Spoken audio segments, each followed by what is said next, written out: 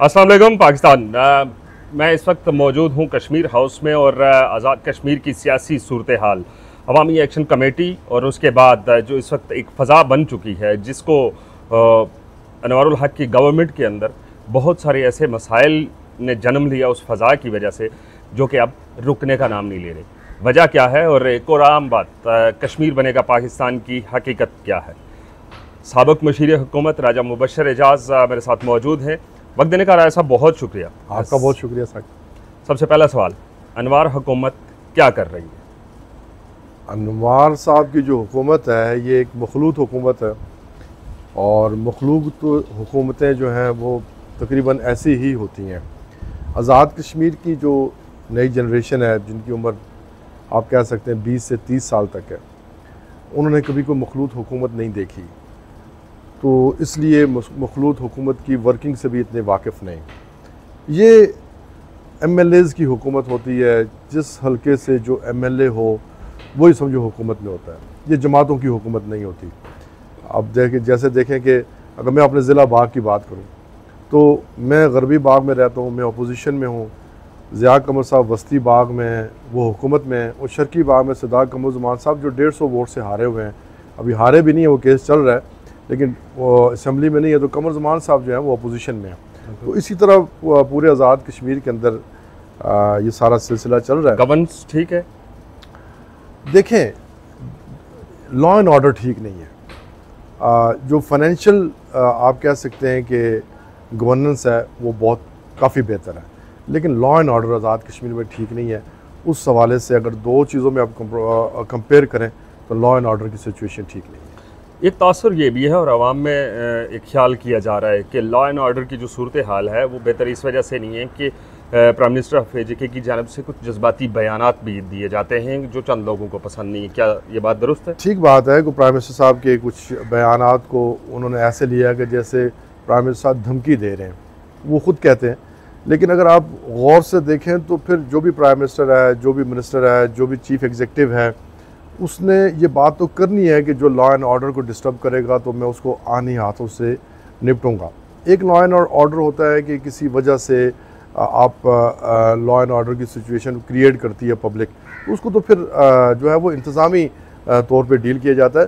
तो वज़ीर आज़म साहब ने इस तरह की बात की कि हम उसको इंतज़ामी तौर पे डील करेंगे, जिसको जनरल पब्लिक ने अपने लिए धमकी समझा। आपका ताल्लुक पाकिस्तान पीपल्स पार्टी से है और पीपल्स पार्टी इस वक्त इक़्तदार में भी है जी, और अपोजिशन इक़्तदार की शराकतदार है, शराकतदार है और कई जगहों पे अपोजिशन में है और कई जगहों पे वो हुकूमत में है। ऐसा ही है। ये वो जो कोलिशन पार्टनर बनने से पहले क्या सोचा नहीं गया था कि इलेक्शन के अंदर आपको मसाइल का सामना करना पड़ सकता है? देखिए, बाद दफ़ा आप पाकिस्तान में भी देखें ना, यहाँ भी एक मखलूत हुकूमत पहले PDM की बनी, चलो अभी तो PDM की नहीं है, लेकिन इस सिस्टम पार्लिमानी निज़ाम के अंदर पार्लिमानी निज़ाम को चलाने के लिए बाद अदद जब पूरे करते हैं तो मुख्तलिफ़ जमातों के अदद पूरे किए जाते हैं। तो फिर जब अदद पूरे होते हैं तो वो फिर मखलूत हुकूमत होती है। यकीनन हर चीज़ का हमारी वफाकी पार्टी को, आज़ाद कश्मीर पार्टी को इस बात का अंदाज़ा था कि मखलूत हुकूमत है, मुश्किल हुकूमत है, लेकिन बाद दफ़ा मुश्किल फ़ैसले भी करने पड़ते हैं। अब क्योंकि पाकिस्तान पीपल्स पार्टी वहाँ पे गवर्नमेंट में है और आगे इलेक्शन भी होने जा रहा है जी, तो क्या समझते हैं कि जहाँ आपने इस हुकूमत, जिसको मैं कुछ नाम देने से कासर हूँ, मुझे नहीं समझ लग रही मैं किसकी गवर्नमेंट का हूँ, इसको मखलूत हुकूमत का मखलूत भी एक तरह से कुछ पीपल्स पार्टी के साथ नून लीग है, उसके बाद मुस्लिम कॉन्फ्रेंस भी कहीं ना कहीं सपोर्ट कर देती है, लेकिन आगे इलेक्शन के अंदर peoples party, specially peoples party को कितना नुकसान उठाना पड़ सकता है? देखें, पीपल्स पार्टी इस वक्त 13 सीटों के साथ पार्लियामेंट के अंदर है और आप देखें कि बड़े मुश्किल हालात है। जब पिछला गुज़िश्ता इलेक्शन हुआ, उन मुश्किल हालात में भी पीपल्स पार्टी डायरेक्ट जो है वो 11 सीटें जीत के पार्लियामेंट के अंदर आई। पाकिस्तान के अंदर आप देखेंगे PTI की हुकूमत थी, आज़ाद कश्मीर में कोई माहौल नहीं था, लेकिन उसके बावजूद जो है वो सेकेंड लार्जेस्ट पार्टी बन के पीपल्स पार्टी सामने आई और मुस्लिम लीग हुकूमत से अभी हटी थी और वो 4 सीटों के ऊपर आ गई। तो पीपल्स पार्टी के लोगों का अपने अवाम के साथ हमेशा बेहतर रवाबत रहते हैं अपने कारकुनों के साथ, तो पीपल्स पार्टी के मुस्तकबिल जो है काफ़ी रोशन है। कहीं ना कहीं ये भी ख्याल किया जाता है कि पीपल्स पार्टी लेफ़्ट की सियासत करती है और शायद इसके नज़रियात थोड़े से बाकी दीगर रवायती सियासी जमातों से डिफरेंट हैं, लेकिन आज़ाद कश्मीर में एक तहरीक उठती है, अवामी हकूक़ की तहरीक। जी, पीपल्स पार्टी के कुछ लोग, गवर्नमेंट में जो लोग इस वक्त मिनिस्टर्स हैं, उनमें फैसल राठौर भी थे और वो कमेटी का हिस्सा थे। आप उस कमेटी में थे, वो चेयरमैन थे, आप भी उस कमेटी में, आपने भी रोल अदा किया जी। अब क्या अवामी हकूक़ के लिए निकलना मुल्क दुश्मन हो सकता है? नहीं, बिल्कुल नहीं। अवामी हुकूक़ के लिए निकलना, पाकिस्तान पीपल्स पार्टी ये बात बहुत अच्छी तरह समझती है। ये तो ट्रेंड ही हमने दिया, ये ट्रेंड ही कायदे अवाम शहीद ज़ुल्फ़िकार अली भुट्टो ने दिया कि आप तंजीमें बनाएं, आप यूनियंस बनाएं, आप लेबर यूनियन बनाएं, आप ट्रेड यूनियन बनाएं, आप तलबा तंजीम बनाएं। ये तो ट्रेंड ही कायदे अवाम शहीद ज़ुल्फ़िकार अली भुट्टो ने दिया। अवामी हुकूक़ के लिए निकलना जो है वो कभी भी इसको ये नहीं समझा जाना चाहिए कि ये कोई बगावत है या कुछ ऐसा है, लोगों का राइट है। लेकिन एक चीज़ जो है वो कंफ्यूज करती है बात सोचने समझने और फ़िक्र करने वाले लोगों को कि घर से मैं निकलता हूँ आटा और बिजली सस्ता लेने के लिए, लेकिन जब मैं मुज़फ़्फ़राबाद के करीब पहुँचता हूँ तो वो आटे और बिजली की तहरीक आज़ादी की तहरीक बन जाती है। तो इस पे थोड़े शकूक व शुबात पैदा होते हैं। ये तो प्राइम मिनिस्टर ने भी कहा कि ये जो तहरीक चल रही है ये फंडेड है, इसको बाहर से फंडिंग हो रही है। देखें, हमारे बेशुमार कश्मीरी डायस्पोरा जो है वो तारकीन वतन कश्मीर में रहते हैं, उनकी अजीज़ व अकारब यहाँ पे मुख्तलिफ़ सियासी जमातों के अंदर हैं, वो घर पे ख़र्चा भेजते हैं ना।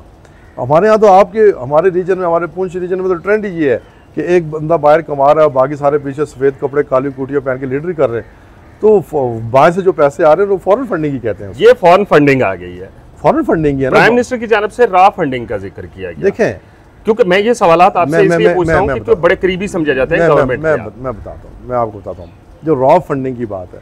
रावला कोट में एक वाक़या हुआ, एक इमाम मस्जिद साहब को शहीद किया गया। उसको शहीद करने वाले जो ऑपरेटर थे वो मकामी लोग थे ना, पाकिस्तान आज़ाद कश्मीर के लोग थे ना। रास्ता बताने वाला आज़ाद कश्मीर का था, मारने वाला कहाँ का था, इस सारी डिटेल का आपको पता है। तो क्या उस इमाम मस्जिद की उनकी कोई ज़ाती दुश्मनी थी?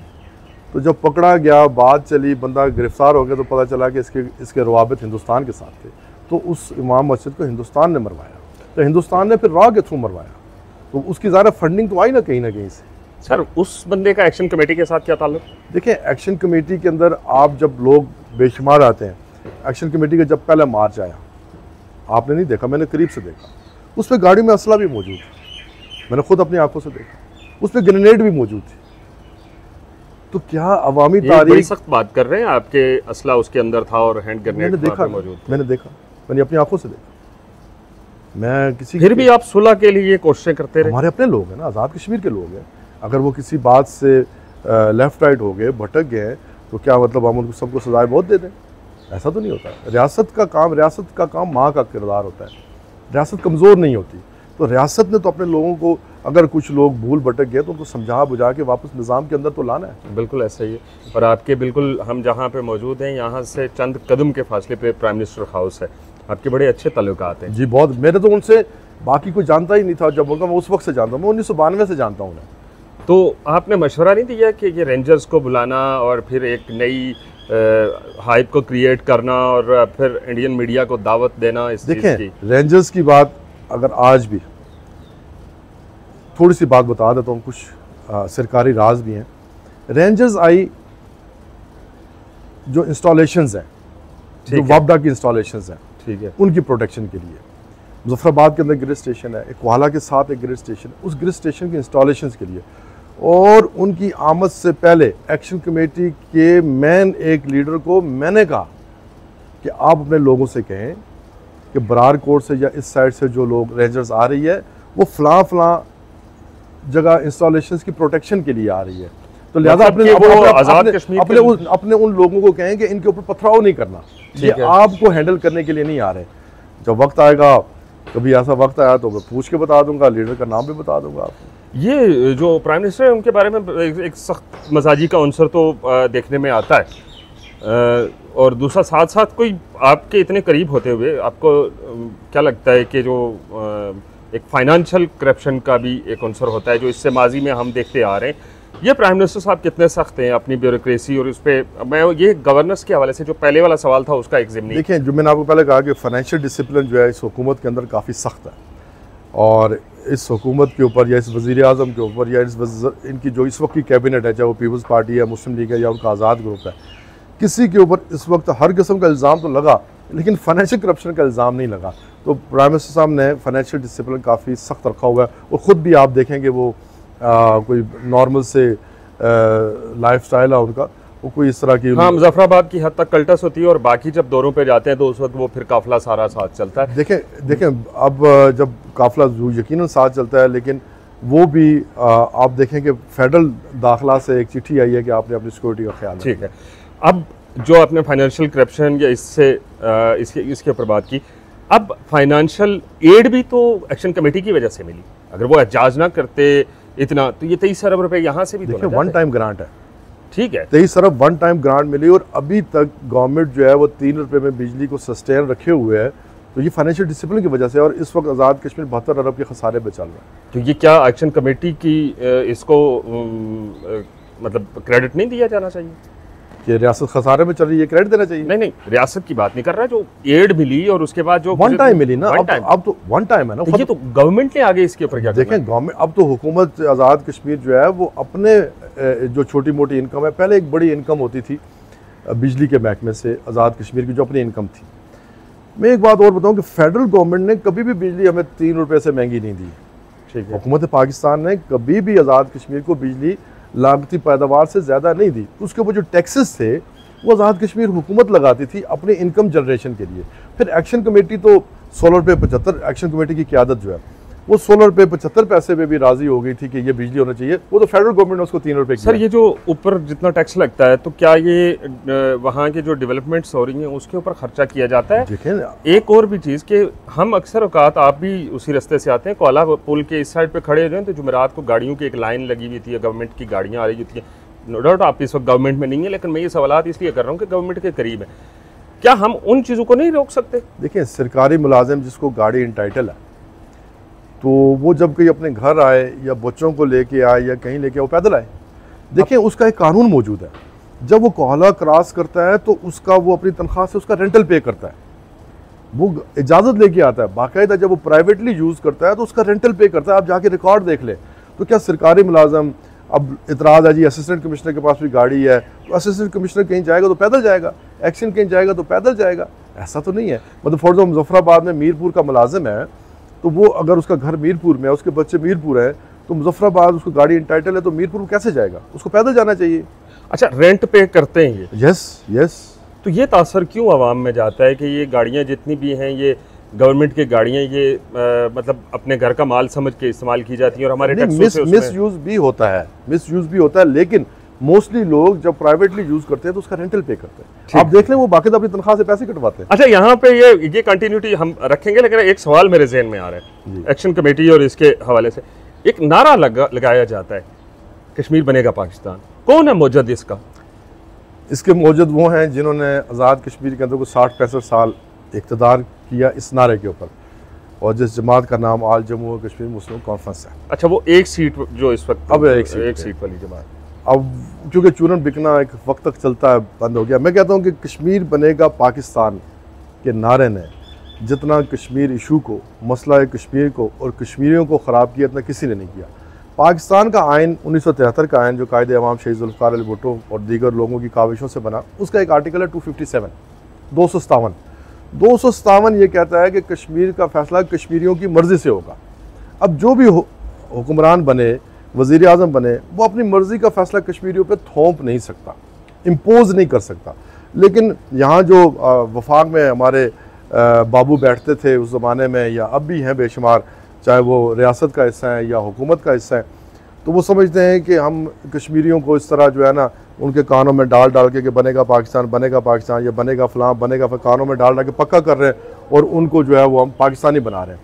देखें, आप आइन के ऊपर अमल करें, पाकिस्तान के आइन के आर्टिकल 257 पे अमल करें, UNCP के करारदादों के ऊपर अमल करें कि प्लेबिसाइड होगा कश्मीरी जिसके साथ रहना चाहिए। ये नारा लगाया क्यों गया था?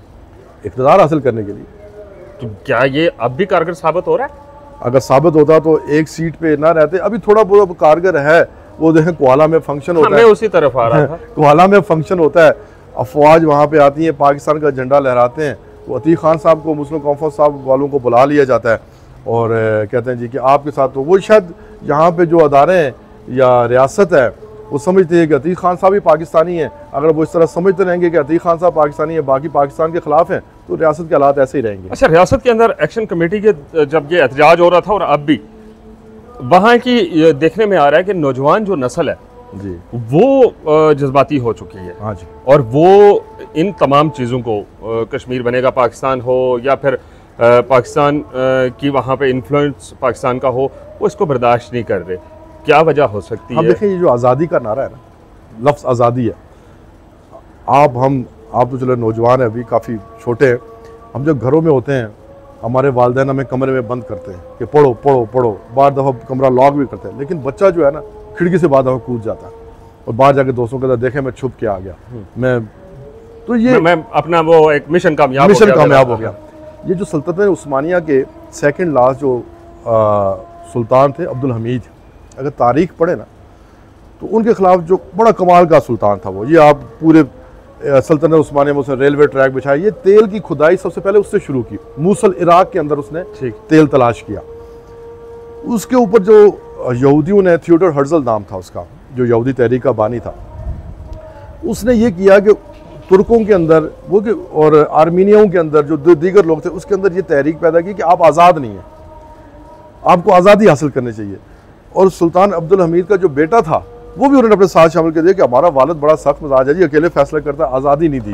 तो आज़ादी को ऐसे ट्रांसलेट किया गया कि सल्तनत उस्मानिया का तिया पांचा हो गया, 2.5 बर्रे आज़मों की हुकूमत जो है वो इतने से तुर्की में आ गई। आप जो है, आप इस वक्त खुद मुख्तारी के साथ हैं, पीपल्स पार्टी की बात कर रहा हूँ, खुद मुख्तारी या कश्मीर बनेगा पाकिस्तान? पीपल्स पार्टी के कायद अवाम शहीद जुल्फ़िकार अली भुट्टो ने जो नारा दिया था उसी के साथ है कि हमारा नारा सब पे भारी, राय शुमारी राय शुमारी। UNCIP भी यही कहता है, राय शुमारी हो, प्लेबिसाइट हो, लोग जिसके हक में फैसला दें। क्या ये मसला कश्मीर अब मसला रह गया या ये नहीं? मसला तो है, था, रहेगा। ये तो हिंदुस्तान की तकसीम का अनफिनिश एजेंडा है।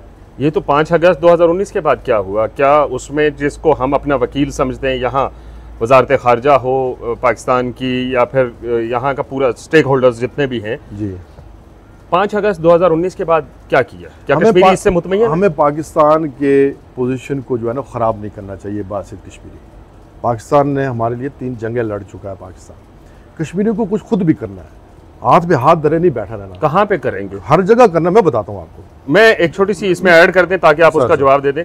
कश्मीरियों को बैनुल-अक़वामी सतह पर जाकर कश्मीरी जो यहाँ मकामी अफराद हैं कितनी नुमाइंदगी करते हैं? दफ्तर खारजा उनको कहाँ कहाँ साथ लेके जाता है? मैं जो बात करूँ, कश्मीरी को खुद भी करना चाहिए। जिस तादाद में कश्मीरी आटे और बिजली के लिए निकले, क्या 5 अगस्त को उस पार के कश्मीर के लिए निकले?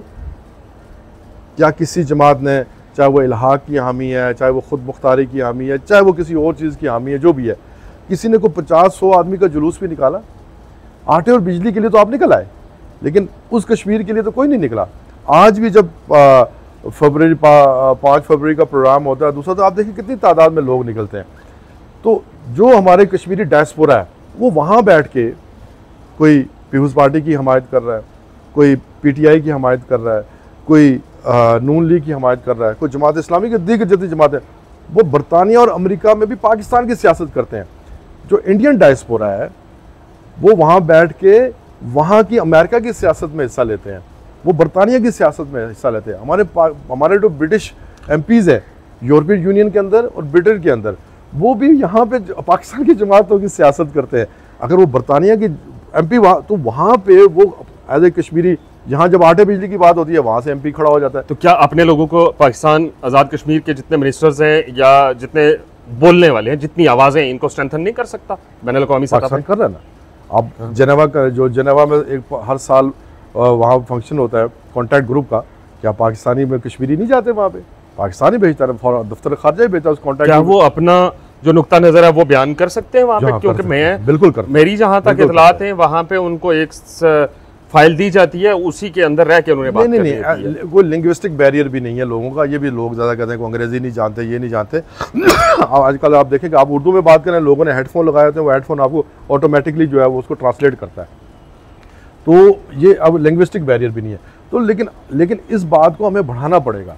कश्मीरियों के ज़्यादा से ज़्यादा डेलीगेशंस बाहर जाने चाहिए और वहाँ जाके वो घूमे फिरे ना, बल्कि जाके वहाँ पे डायस्पोरा से बात करें। लेकिन जो कश्मीरी डायस्पोरा बाहर है उसको अपना रोल प्ले करना पड़ेगा। अभी कश्मीरी डायस्पोरा बाहर क्या रोल प्ले कर रहा है कि इमरान खान को रहा किया जाए, फलाने को रहा किया जाए। जब नवाज शरीफ साहब अंदर थे, नहीं तो रोटी कपड़ा मकान का भी तो ऐलान वहां पे नारा गूंजता है, वहां पे वोट को इज्जत दो का भी नारा गूंजता है। ये कह रहा हूँ सबको गूंजता है, मैं सबकी बात कर रहा हूँ, मैं किसी एक की बात नहीं कर रहा। लेकिन उन्होंने कभी देखें, यही कश्मीरी अभी जो गजा के लिए, फलस्तीन के लिए, अक्सा के लिए लंदन में मुजाहरे हो रहे हैं, अमेरिका में मुजाहरे हो रहे हैं, वो सब उसको मैनेज और ऑर्गेनाइज कश्मीरी कर रहे हैं।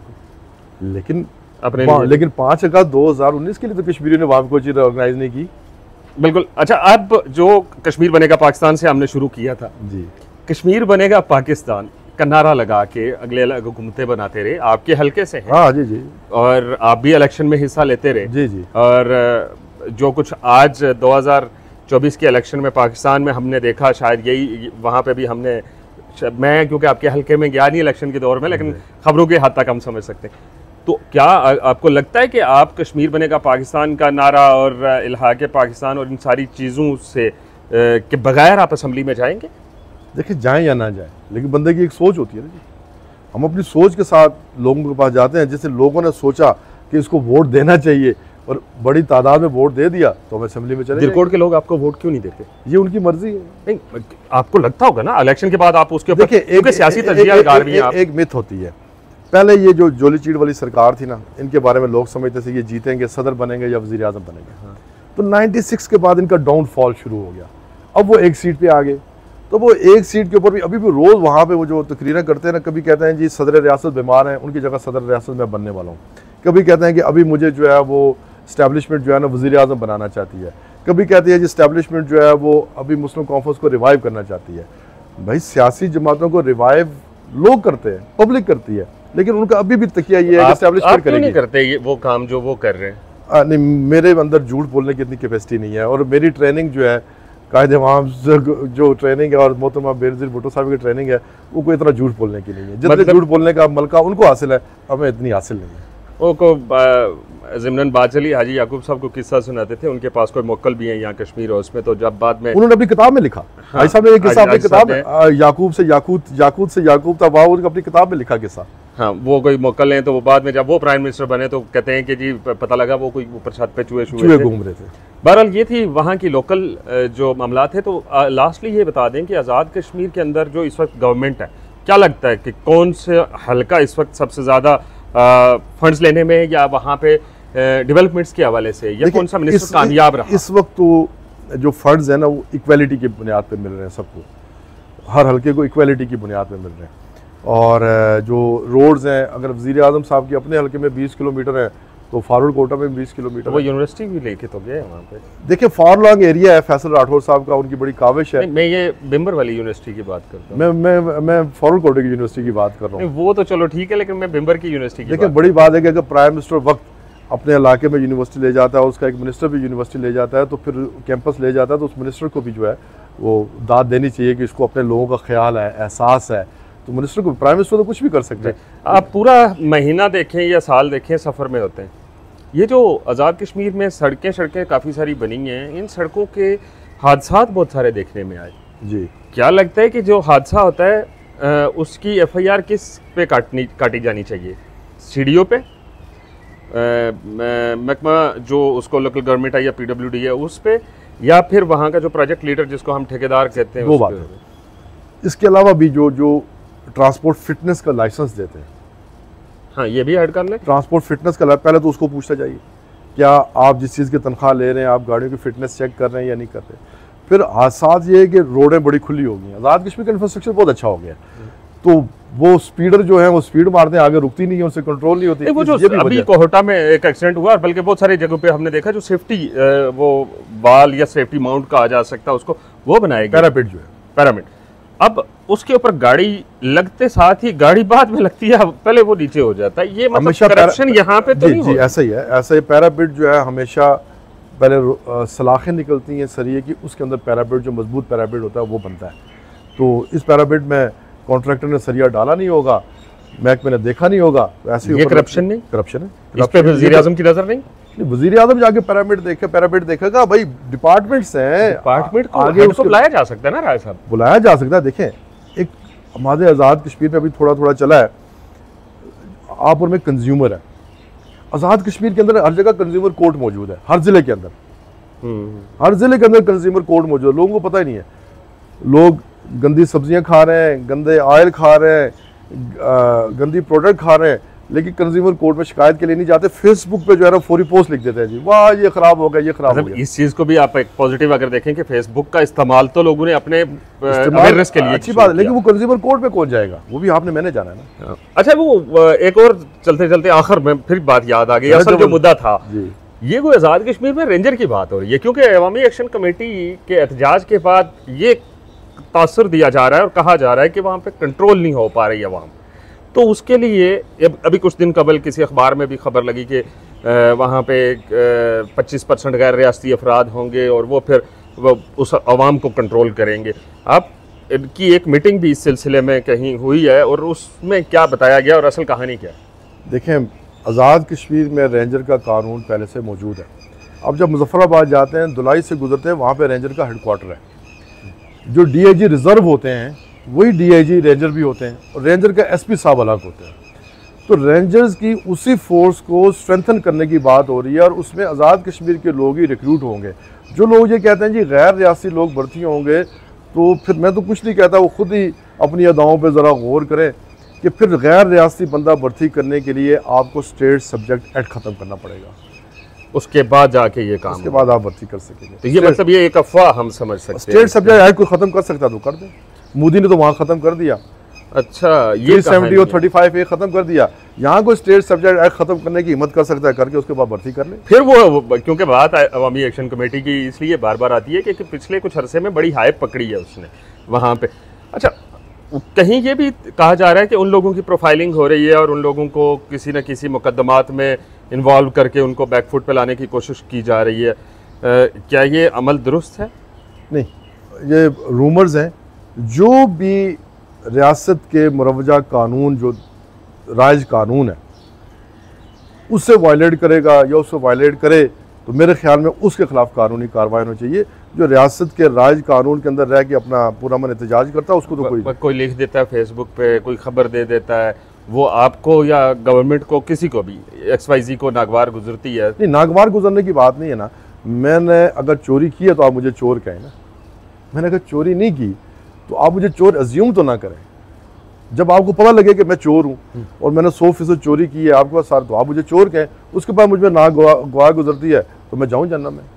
नहीं, तो ये मतलब प्राइम मिनिस्टर साहब ने भी अक्सर कहा कि ये अखबारात ये करते हैं, कुछ अखबारात का ये भी गिला है कि उनके ऊपर पाबंदी लगी। वो तो चलो खैर प्राइम मिनिस्टर साहब से जब हम वो तो एग्जीक्यूटिव की बात है, मैं ये ज़िमनन बात इसलिए चल पड़ी, उसके ऊपर वज़ीर-ए-आज़म साहब से हमने राय साहब के थ्रू दरख्वास्त की है, क्योंकि वज़ीर-ए-आज़म साहब के गिर्द एक माहौल बना हुआ है और कुछ लोग हैं जो शायद ये नहीं चाहते कि प्राइम मिनिस्टर साहब मीडिया के सामने खुल के आएँ। आप जब भी जाना चाहें उसके लिए हम शुक्रगुजार हैं, इन्होंने इंतज़ाम किया है। तो जल्द उनका भी इसी तरह का एक इंटरव्यू होगा, लाइट मूड में होगा और आप तक पहुँचाएँगे। अगर आप राजा मुबश्शिर एजाज साहब की बातों से मुत्तफिक हैं या आप इसकी नफ़ी करते हैं तो कमेंट सेक्शन खुला है, राय का ज़रूर इजहार कीजिएगा। दीजिए इजाज़त, अल्लाह हाफ़िज़। बहुत